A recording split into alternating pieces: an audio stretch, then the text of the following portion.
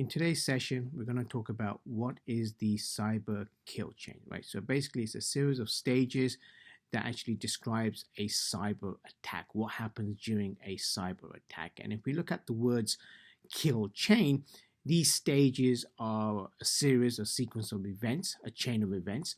And the word kill comes in is that we want to really stop, we want to really kill, stop the actual chain of events, the stages, right?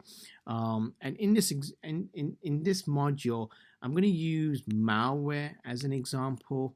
So let's start off with our scenario, right? So we have our target, the host, right? And we have the attacker on the right-hand side. So essentially the attacker wants to get into the target. That's our scenario here, right? So the first stage in the cyber kill chain is Reconnaissance, right? So basically what we're trying to do here is we're trying to get info, right? So this is essentially the outside looking in. So the attacker is on the outside trying to look in, right? And some of the attributes associated with this stage is vulnerabilities, right? So trying to find out what kind of vulnerabilities there are or weaknesses there are in the system. And typically what you could do is to kind of find this out. You can do port scans, you can do most stuff is on the public cloud now. You can look at that. You can do things like network scanning. So there's a lot of tools available. So there's different ways of actually getting the actual info. So that's what the attacker wants to do in this stage, right? The next stage is weaponizing. It's actually creating it. So how do you exploit the vulnerabilities that was discovered in stage one, right? So then the attacker is going to be choosing an attack vector. And when we talk about attack vectors is how do we get into the system? So there's a number of different ways, like, somehow getting the username and password, misconfigurations, you can exploit that. But in this example, we're going to be choosing phishing as a means of our attack vector. How do we get into the system, right? And again, really stage two is about weaponizing, creating that malware. The attacker's doing that. He's creating the code, all that kind of good stuff, okay? Now, the next stage is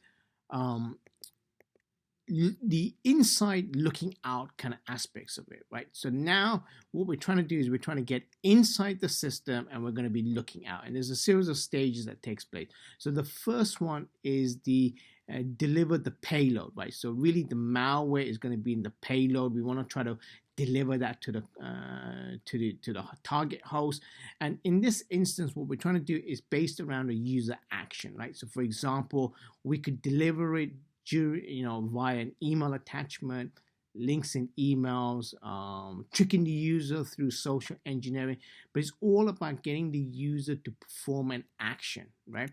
So we send this through, so in our scenario, we're going to send an email, a phishing email out to the actual user, and in there's going to be a link. And then what actually happens is the user is tricked into clicking on that link, and the exploitation happens, right? So this is essentially the next stage where the actual code, the malware code that we created, that is actually run, okay? And side by side, the next stage actually happens, which is the installation, right? And in this instance, right, the malware is installed, right?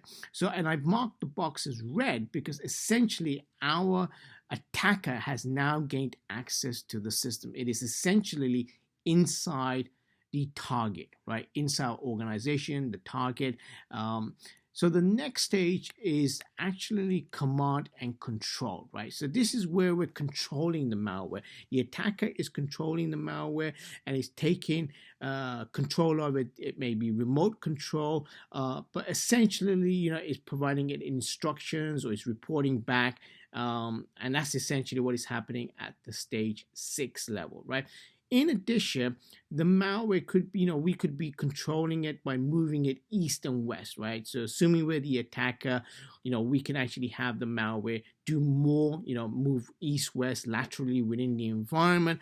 And then the final stage is essentially the malware actions, right? So the actions on the objective that we've achieved, the goal that was achieved originally set out when we started with stage 1, right? So in this instance, it could be, we're trying to steal some data, right? Or we're trying to access the system. We're trying to bring it down, right? So that's our, whatever the original intention was, that is what's actually achieved here in stage 7. Now, the final thing that I just want to hit upon is if we look at the stages here, the sequence of events, right, 1 to 7, right, they start on early on, right, when we're basically scanning the information, getting the information, and it ends up with achieving our goals.